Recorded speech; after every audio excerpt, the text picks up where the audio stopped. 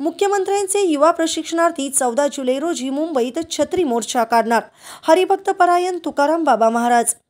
राज्यातील 1.25 लाख मुख्यमंत्री युवा प्रशिक्षणार्थीच्या मुदतीचा कालावधी संपत आला आहे आणि त्यांचे भवितव्य अद्यापही अधांतरी आहे।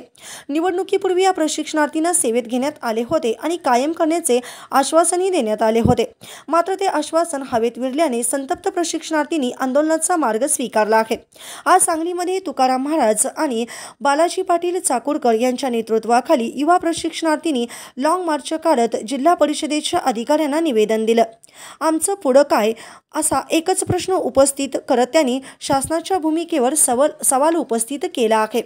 राज्यातील सर्व जिल्ह्यांमध्ये अशाच प्रकारे संतप्त प्रतिक्रिया उमटत असून आता 14 जुलै रोजी सर्व प्रशिक्षणार्थी मुंबईत छत्री मोर्चा काढणार असल्याचं त्यांनी जाहीर केलं आहे। सर्वात प्रथम माननीय मुख्यमंत्री देवेंद्रजी फडणवीस साहेबांनी सुंदर अशी योजना, माननीय तत्कालीन मुख्यमंत्री एकनाथजी शिंदे साहेबांनी सुंदर योजना आणली। लाडका भाऊ योजना महाराष्ट्रामध्ये आली, त्यामध्ये 6 महिने भेटले, त्यानंतर 5 महिने मुदतवाढ भेटलेली आहे। पण अजून देखील काही मुलं जॉईनिंग नाही आहेत, अजून काही मुलांना पगार झालेला नाही। अशी परिस्थिती असताना बघता बघता 11 महिन्याचा काळ निघून जातोय।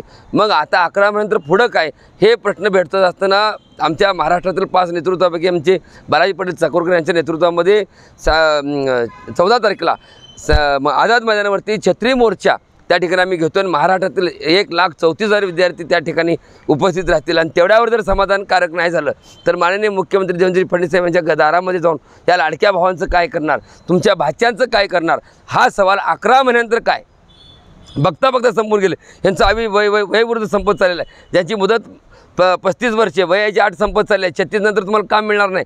जेव्हा जॉईनिंग होते त्यावेळेस त्यांचं वय 35 होतं आणि आता जेव्हा मुदतवाढमध्ये प्रॉब्लेम आलेला आहे तेव्हा त्या सांगितलं जाते की तुमचं वय संपलेलं आहे, तुम्ही आता कामावर येऊ शकत नाही। मला सरकारला विनंती करायची आहे की ज्या पद्धतीने ज्या वेळेस ज्या तारखेला आपण ही योजना आणली त्या तारखेला ह्या मुलांचं वय सक्षम होतं, तेच वय गृहीत धरून येणाऱ्या काळामध्ये देखील ह्या मुलांचं पुढं काय करणार हेही सरकारने स्पष्ट करावं। जर नाही केलं तर पुढची ही मुलं ह्या मुलांना घेऊन येण्या वेगळ्या पद्धतीचं आंदोलन करण्याचा इशारा देखील आम्ही ह्या माध्यमातून देतोय।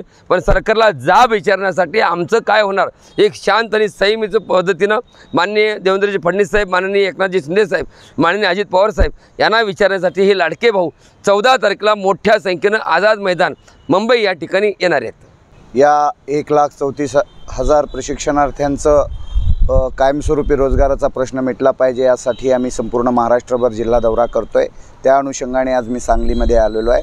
मी आपणाला एवढंच सांगेन की या लाडक्या भावाला आणि लाडक्या बहिणीला गोंजारण्यासाठी त्यांनी ही योजना आणली आणि या योजनेच्या माध्यमातून त्यांनी 6+5चं प्रमाणपत्र देऊन आता पुन्हा तुम्ही आमच्याकडे येऊ नका म्हणून सांगतात।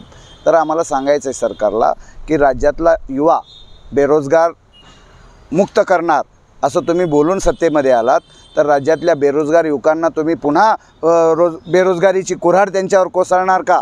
म्हणून 6+5चं प्रमाणपत्र घेऊन कुठल्या आस्थापनेमध्ये त्यांना कोण विचारणार आहे? कोणच विचारणार नाही।